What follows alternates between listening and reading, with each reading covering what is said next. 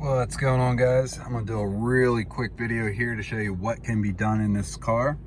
2014 Audi R8.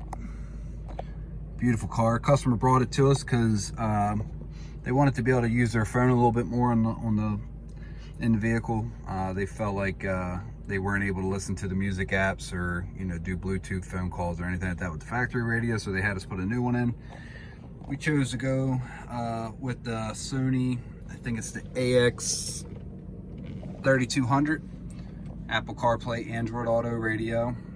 Does your AM and FM radio as well. You can add Sirius XM if you want to. Obviously, we can do Bluetooth for phone calls and streaming of the music. We were able to retain the reverse camera, factory reverse camera, so no problem keeping that working. Also, what we did is we added 2 USBs for the customer. One of them for Apple CarPlay and Android Auto. One of them strictly for charging, since we did away with the cigarette plug. That way their passengers can still charge their phone, or the driver.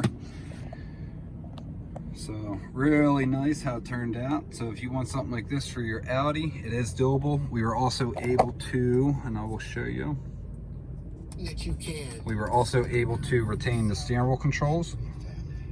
Screening saves lives. It is the rotary knob, so as you spin it down, the volume will go down or up.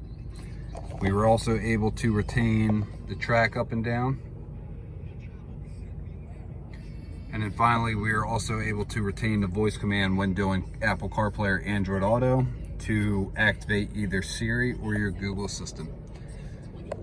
One last touch, as you can see, we actually put the Audi R8 image as the background wallpaper.